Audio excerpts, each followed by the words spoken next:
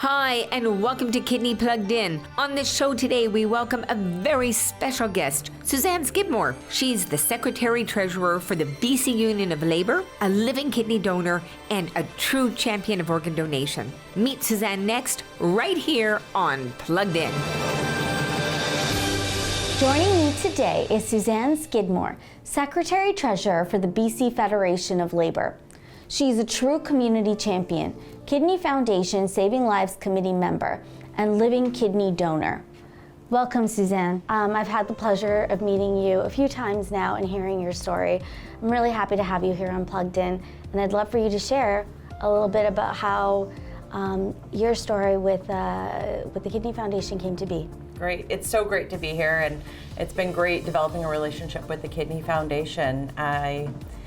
As a teenager, was made aware of kidney donation because my mom actually donated a kidney to my oldest cousin on my mom's side, and he had diabetes for most of his teenage years, and as an adult, as happens to lots of folks, ended up requiring a new kidney. And so my mom, said, hey, let's have a look and see if it works. And lo and behold, she was a perfect match, and the surgery went well, and was relatively successful. And so in my 30s, so it would have been about 2012, I guess it was, my other cousin, his younger brother, Stacy, needed a kidney. So my cousin Stacy had diabetes all throughout his childhood and into his adult life, and just like his brother, ended up needing a kidney. And so he was on daily dialysis, he was plugged in at home, which is amazing, right? The amazing technological advancements that have happened and all of that. But it got to a point where, we were getting into a critical state. And so our family had a discussion around it, and some folks got tested. And like my mom, I was an exact match also. And so we were able to do the surgery in March, I think it was March, now I'm doubting myself, March of 2013, and and so it was, we've talked about, it was like right before the provincial election. I ran in the provincial election, which was May, so just a few months later, and it was quite the time for all of us, but an amazing opportunity to be able to step up and step into that role and be able to change my cousin's life and his family's life. So many questions just from that story, but I have to know, how did you tell Stacy? Yeah, that's a fun story, actually. It's something a fond memory for sure. I got a phone call. I was doing some last minute shopping. It was Christmas Eve, and I was buying, last minute stocking stuffers and grabbing, last minute things from the grocery store and whatnot. And I got a call while I was walking around the grocery store, and I thought, oh, that's an unusual number, I better answer that. And so I answered the phone, and it was St. Paul's Hospital phoning, and they called to let me know that I was a match, and that they wanted to know whether or not I wanted to phone my cousin, because of course there's a piece of privacy in there as well. I think that's important to talk about, that as a donor, they want you to know first so that you can make sure it's something you really want to do, as well as how you want to tell the person you're giving the donation to. Right. So super awesome phone call. I was very excited. I phoned my partner at the time and let her know, and then I immediately phoned Kelly and Stacy, so my cousin and his wife, and I said, can you put Stacy on speakerphone? And I was like, are you both sitting down? And they were like, what's going on? And I was like, well, I just got a call from St. Paul's, and I just wanted to let you know that I'm a match and that we have a date set. And it was just like, as you can imagine, lots of tears and laughter and a little bit of fear on my part. And both my cousin and his wife were so lovely. They were like, are you sure you want to do this? And I was like, absolutely, of course I do. And it was a great way. It was a good Christmas present to be able to you didn't need to go shopping or get stocking stuffers or anything. Yeah. So you found out on Christmas Eve. So what was that between when you decided? Like, how long was that testing process? It took a couple months to do the testing. So, you start out and you have to do some blood tests and some other physical stuff, right? You have to have a full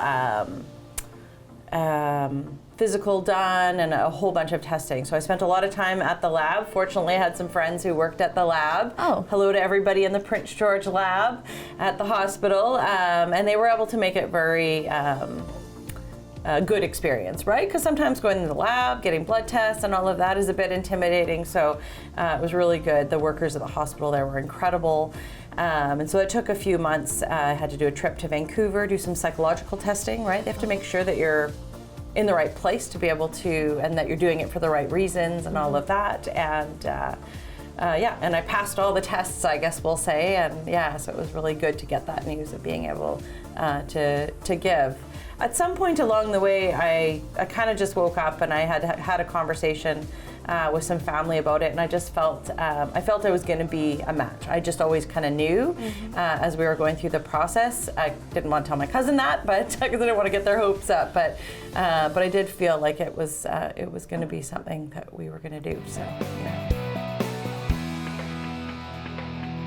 Did you know one organ donor can save up to 8 lives? You're more likely to need a transplant than you are to become an organ donor. Donation is considered only after all life-saving efforts are made, and it's certain you will not survive. So 2 physicians who are independent of both the donation program and of the transplant program must declare an individual neurologically dead before organ donation can proceed. Any British Columbian who is 19 or older can register their decision about organ donation, and parents can register their children. You only need to register your decision once. A decal on your driver's license or care card is no longer enough. Register or verify your decision about organ donation at transplant.bc.ca. And now you know. And now you know. And now you know. And now you know. I want to get back to what you said. You know, you found out you were excited, but there's a bit of fear there. Sure. So I'd like you to address that and how going through the process made you feel afterwards. There was fear. I mean, my mom having gone through it and sort of watched her recovery alleviated some of that for sure. And I did my own research. Like, there's so much information on the internet. There's other folks who've done it you can check in with and talk to. I know I've done that myself. Since I've had the surgery, folks who are considering doing kidney donation have phoned me and asked me questions about the recovery and the testing and all of that. And that, that disappears slowly, because there's people who've been doing this at the hospital for many years and in successful ways. And so the good outweighed the fear for sure. But still, you go through that, right? You go through that process about what is it going to do to my body? How is this going to change my life? And all of those things. And the good news is it hasn't impacted my body in a negative way. It hasn't affected my life in a negative way, only positive ways. What was the actual the surgery like? My cousin had to come early. He was staying in one of the kidney suites, him and his wife and his son and their son. And so they were all staying in a suite, and we came down a couple of days before the surgery and had to do a little bit of extra testing just before.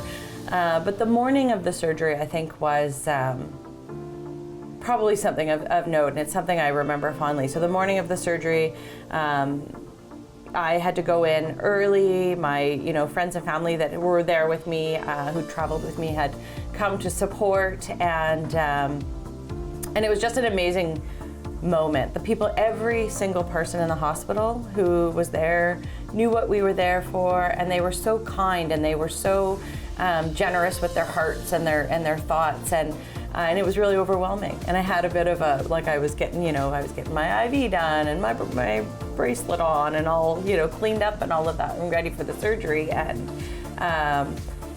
And just everyone who was there was just like, I hope you understand how amazing this is. And I hope you understand how wonderful you are. And it became super overwhelming. So I had a bit of a meltdown in the hospital, had a good cry, as you do, and as you should. Mm-hmm. And it really solidified for me how much work goes into making this happen, how many people are actually involved, and all of that. So it was a great day. But you go in for your surgery, you know, I mean, it's great. The doctors are great. Right to the, you know, every single person I dealt with in the hospital was amazing. I remember waking up and my, you know, family was there with me, and I hear sort of some noise out in the hallway, and my cousin has actually walked from his room all the way down the hallway. We were, I don't know, maybe 5 or 6 rooms away from each other, and he decided that against everyone's wishes that he needed to actually like come down the hall and thank me. And so here he comes, trekking down the hallway in his gown and his IV pole, right? And like not a dry eye in the room. It was it was an amazing day, and it's not an easy surgery for him. For me, it's a bit simpler for him. It's complicated, right? His health was challenging already in many ways, and but instantly you could see the difference in his eyes, and you could tell it was instantly starting to work for him. The color of his eyes had changed, and he just looked healthier almost immediately. So, Suzanne, thank you so much for sharing your story. Definitely want to hear more. Yeah, for sure. Okay, great. So stay with us.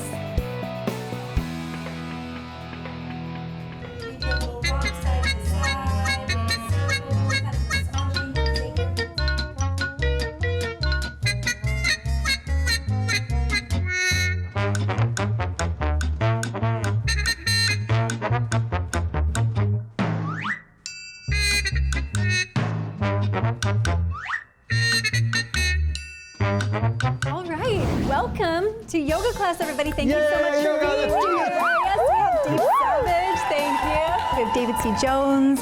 You look wonderful. Are you sure you want to leave your jacket on? Oh, the host always wears the jacket. Okay. And Sydney the Kidney, you look fabulous too. Before we start, though, I just want to say briefly, you do not have to be flexible to do yoga, okay? A lot of people think that you do. You absolutely do not. Doing yoga regularly will actually add to your mobility, but it's not a prerequisite to be flexible. The other thing that's important to understand is yoga is a state of mind. It's all about clearing your mind. So all this breathing that we do, all these shapes we put ourselves into, it's all about just making the mind more relaxed and making everything stress-free, okay? We'll come to sit now. Bring the bottoms of your feet to touch. This is Baddha Konasana. Now grab a hold of your shins, press into your pelvis and sit up nice and tall. Reach through the top of your head. Take a big inhale here, and then as you exhale, start to lengthen forward, nice and slow. So don't round your spine just yet. When you run out of breath, take another big breath in. I'm pretending I'm a tree falling very slowly. And then as you exhale, lengthen forward again. And just keep working on folding your belly into your spine, underneath your rib cage. And eventually you'll get to a point where your body doesn't go any further. That's totally fine. Oh, I'm really feeling that stretch. That's rude, that stretch. Roll yourself slowly up. Oh, good, Sydney. You won that roll up. You were the slowest. Perfect. And just sit up nice and tall and just give yourself an opportunity. Wasn't it about speed? It was. The slowest wins. Oh, man. This is always fun to realize, you know, Jamie, to your point earlier, that it's really never too late to start a good yoga practice. And you can start really anywhere. Yes. I'm definitely not a practitioner of yoga, but this is really fun for me, and it's pretty easy to get started. Now, we're going to do a wonderful, wonderful movement that I almost do in every single class I teach called cat-cow. It's a beautiful way to warm up the spine. There's no such thing as a cat-cow. There is in the yoga. This is the thing. You're about to learn it. This was like a whole back massage. Yeah, that's a really good way to put it. That is exactly what it is. Really nice. And so just take nice big breaths into your lower back. It's a really wonderful way to stretch out your back body. And you can also stack your forearms here if you want to, Dave, just so that you can rest your forehead on something. Yeah. Really good, you guys. All right, are you guys ready to balance? I can't even balance a checkbook. Oh, you'll be good at this, I promise. Okay. Oh, no, I don't promise. You might not be. It's okay, though. You don't have to be good at everything. Okay. Bring your hands together. I have some skills. Place your hands in front of your heart. Push into your right foot, lift up your left heel, and spiral your left hip crease back so the inside of your thigh faces forward. And then place your left foot at your ankle. And just start there, especially if you're new to balancing. Okay. And things will wobble and things will shift, and that's okay. Okay. If you're feeling more steady, you can always bring your foot up a little higher to your shin. I encourage everybody to avoid the knee, above or below the knee. It's like someone's tickling me. Yeah, now all over my body. It feels really tickly. Is that common in yoga? Well, not usually. Because like when you stretch the muscles, does it feel like it's tickling you? Like I feel all the way up into the top of my head now. It's a very unique sensation. You must just be very lucky. I am an oak tree. Yes. And then you can grow your tree branches up above you and really let your upper body reach up. I'm a willow tree now. I'm a willow. Remember to breathe. So in addition to making you more adept at balance and therefore less susceptible to falling as you age, this is one of the reasons balance is so good, because you have to also focus so much on grounding in the lower half of your body, it can actually be really grounding for the mind as well. Oh. Yeah.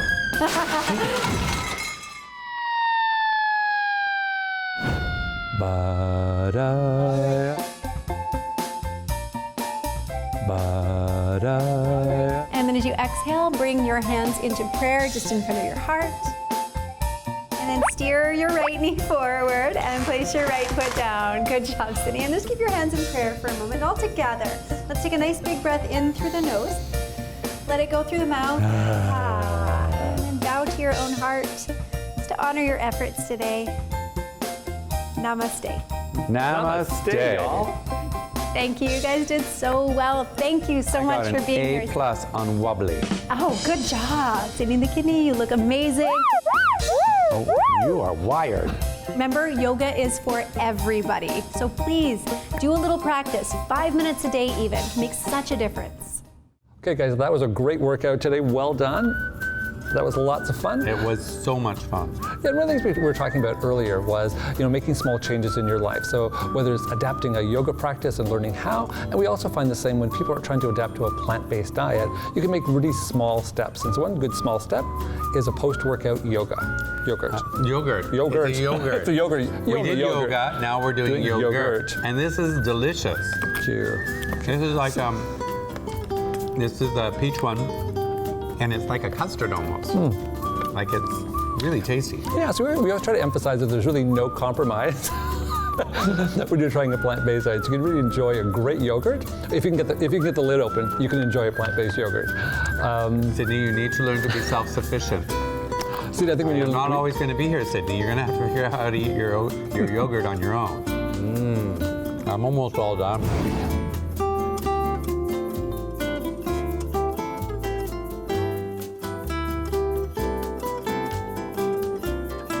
Sydney, don't use that spoon, it's dirty.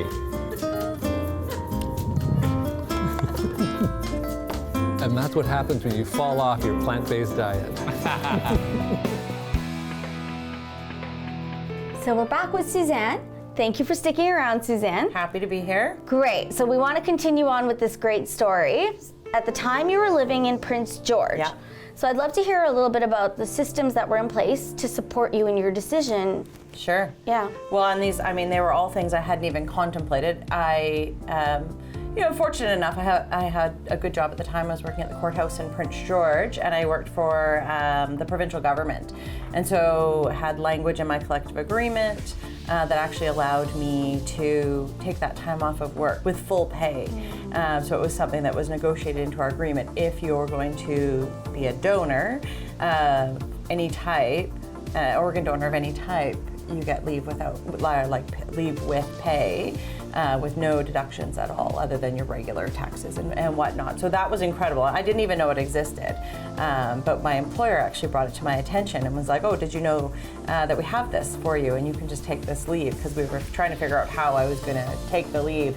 And then the other piece, another piece I hadn't even known existed, was the Loader program. So that was through the Kidney Foundation and the great work of donors and people who support the great work the Kidney Foundation does by allowing me to have a place to stay, and that they compensated some of the expenses that I was out. So we drove down, so our mileage was covered, our hotel was covered for the week after, because you have to stay after the surgery, you have to stay in Vancouver because they want you nearby to make sure that you're okay and that nothing goes wrong and all of that. So all of those expenses were covered by the Loader program. So that was really awesome, yeah. Well, for sure. So transplants are only done at St. Paul's and VGH, correct? Yes, that's my understanding. Okay, well, that's fantastic. Totally, and for folks who don't live in the Lower Mainland, it makes it a bit more complicated, right? So yeah, so that was like we would have done it anyways, but it sure took off a relief, right? You know, a financial relief, right? That is a reality for most people. So. And it's great to hear you say that, you know, the company you're working for at the time was able to provide that assistance. Yeah, it would be great, and I mean, I would love to challenge more companies to do stuff like that, because it's not something everyone's going to do. It's not something everyone's going to take up. But for those who want to, it would be great to see more companies actually take on that challenge and step up and support people doing this. Yeah.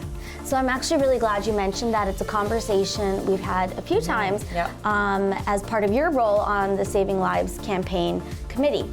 The Saving Lives Campaign is about creating organ donation awareness through the greater public and creating change. So when we talk about organizational change, this is really something that folks can be a part of. Definitely, there's some great work happening actually, and you know, there is conversations starting now that never existed before, right? Like there's an opportunity right now because of a few things that have gone on in our country. You know, we talk about living donors, and we talk about even just registration to get people signed up to become donors, and that it's happening at a greater level. And I definitely notice it on social media and in public, people talking about it more openly and more freely. And it's a great way to sort of start that conversation, and it will definitely save lives. That's great, Suzanne. Thank you. You're welcome. If you want to be a community leader like Suzanne in your own community, visit our website, learn more about the Saving Lives campaign, or be in touch with me. Thank you so much, and we'll be back with Suzanne in just a minute. Can you imagine losing most of something without realizing it? Over time, kidney disease can destroy up to 80% of kidney function before you notice any symptoms. Talk to your family doctor to see if you're at risk and need to be screened. It could save your life. Okay, folks, we're back here with Suzanne. Suzanne, let's go further into the story. Sure. What was post-recovery like? Well, like we talked a bit about, I was running in the election in 2013 up in Nechako Lakes, and so on the ground running, I was very fortunate to have an incredible team and a group of people working behind me and supporting me, right? Because there are definitely some things you can't do, you know, like even just carrying a laundry basket up from your laundry room, right? And your life changes for a couple weeks after that. But, you know, it was not long after that I felt completely normal. I was back to playing soccer, back to snowboarding, back to just living a completely normal life. And my cousin and I had a good relationship. We were all close growing up as kids, but there's definitely something, a bond between us that developed over the time. Our friends and family referred to us as the kidney cousins. We just had this real love and understanding towards each other that had developed because of our experience together, and it was a bit of magic, I guess, with our relationship. Stacey had some complications with his heart and you know, just adjusting to the medication and all the things that happen after surgery. So it was a bit of a bumpy road for him, but I know that it was definitely better for him, right? Not being on dialysis every day and the impacts that has on your body and all the things that go along with that. Your life, you're basically changing your house for 12 hours a day, right? And you know, and I think watching the change in his health and just his, you know, outlook on life and everything really changed. And I mean, you know, our lives just got back to normal, right? One of the highlights, I think, was when Stacey's son, Levi, graduated from high school, right? And I'm not certain that without the kidney transplant, that Stacey would have lived for that to have happened, right? And so, yeah. So, you know, it was, that was pretty emotional time, right? I mean, I think it was something Stacey wasn't sure he would even get to do, is watching your son graduate, which is a rite of passage as a parent. I have a 25-year-old son, and you know, I know how important that was to him. I know how important it was for him to be there with his son, and to also, you know, one of their closest family friends' daughters got married, and he stepped in and played the dad role for her and did the wedding dance and things like that his health would not have allowed him to do. And so his life completely changed, and it was, and he lived his life to the fullest completely. So, yeah. And how many years did he have the transplant? Just over 3 years, if my math is correct. It was just before Christmas a couple years ago. We got a call that things had turned for the worse, and Stacey and I had some hard conversations about sort of what happened, what was going on for him. He had some heart complications from the medications and whatnot over the years, and his health was starting to deteriorate. So we knew things weren't going to go. He was either going to need to have a heart transplant or all of those, and got to the point where our family decided it was time to make the trek to Victoria and work with the amazing people in the palliative care ward in Victoria, and let Stacey go, because that's what Stacey needed to do. And so, yeah, that's hard. It's hard to talk about still. Okay, Suzanne, thank you for sharing your story and for sharing the gift of life. Is there anything else that you want to add? I think I just want to say that despite the fact that Stacey's no longer with us, and that it is really hard for all of us who are still here to have lost him, that I don't regret for a moment donating my kidney to him, and strongly encourage others to do it, because every single moment that Stacey was given, where he was able to live his full life, was incredible, and I have no regrets at all, and I encourage you to do it too. Thank you, Suzanne. Thank you so much for being here today. It's great to be here. Okay, now for the fun part. We're in the quick fire round with Suzanne Skidmore. All right. Coffee or tea? Coffee. Fave movie? Oh gosh, that's too hard. I don't know. Pass. Chicken wings or pizza? Chicken wings. Oh, pho or ramen? Pho. Celebrity crush? That's a hard one too. Drew Barrymore. Drew Barrymore? Yeah. Favorite teen movie? Oh gosh, favorite teen movie. I don't know. Pass. Should have been Never Been Kissed. Never Been Kissed, Drew Barrymore. Yes, obviously. And cut. We're out of here. See you later. See ya.